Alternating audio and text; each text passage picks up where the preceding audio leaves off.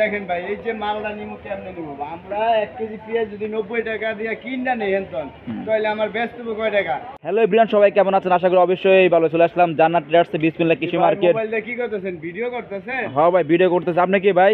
আমি তো ভাই এই জায়গার কাস্টমার। কাস্টমার? কই থেকে আসছেন আপনি? এই জাউসর বাজার থেকে। কোন বাজারে আসছেন আপনি এখন? এটা বিসমিল্লাহ কৃষি মার্কেট নতুন আরো নতুন সুযোগ সুবিধা দিতেছে, এই জন্য আইলাম। দেখি সত্যি কি সুযোগ সুবিধা আছে?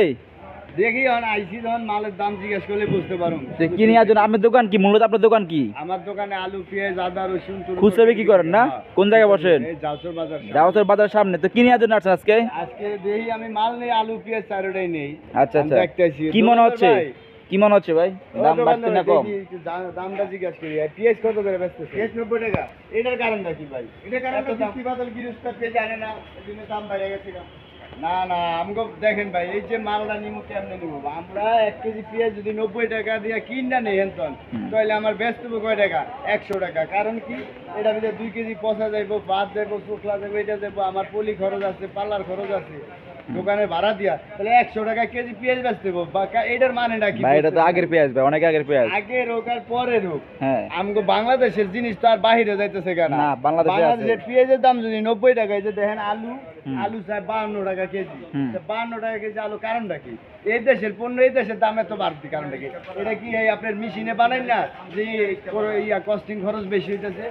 আমগো দেশের এই আগেও যে খরচ গেছে দেশের তো পেঁয়াজ ঢাকা এতে ভাই এখন তো ফলন কম, ফলন বৃষ্টি বাদল গেছে, ফলন কম না ভাই? এটা ভুল। আমি হ্যাঁ? 2-4 জেলায় যাই, আচ্ছা। ফরিদপুরও গেছি, আপনার রাজশাহীও গেছি, অনেক সময় অনেক জায়গায় যাওয়ার পরে যে দেখি- পরিমাণে বৃষ্টি বাদল গেছে, মানুষের তো জমির মতন নাই, ওদের নেই, সব তো ধ্বংস হয়ে গেছে ভাই। 2 দিন আজকে দেখেন, ঈদের পরের থেকে এই পর্যন্ত পেঁয়াজের দাম খালি বাড়তেছে।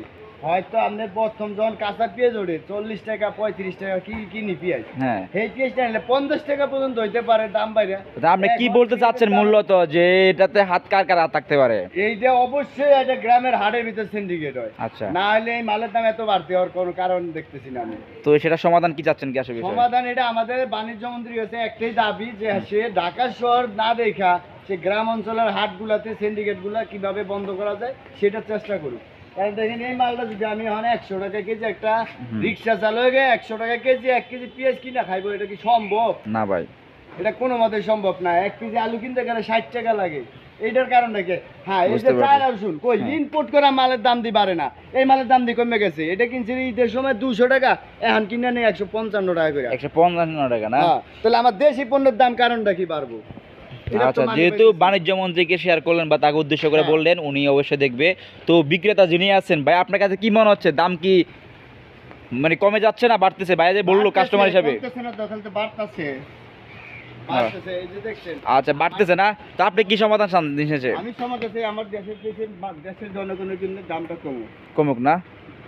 আচ্ছা, তো দর্শক আশা করি বুঝতে পারছেন, বা বর্তমান পর্যায় অনুযায়ী বুঝতে পারছেন দাম যে পরিমাণে বাড়তেছে। কাস্টমার কিংবা ক্রেতার যে অবস্থানটা, সে পরিপ্রেক্ষিতে আপনারা অবশ্যই যাচাই বাছাই করে ব্যবসা বাণিজ্য করবেন, যে যার জায়গা থেকে, কিংবা ব্যাপারী যারা আছে তারা অবশ্যই সাপোর্ট দেওয়ার চেষ্টা করবেন, যারা নতুন নতুন উদ্যোক্তা বাজার ব্যবসা করে তাদের জন্য। তো ভাই আপনারা অবশ্যই ভালো থাকবেন, আবার দেখা হবে। আসসালামু আলাইকুম ভাইয়া।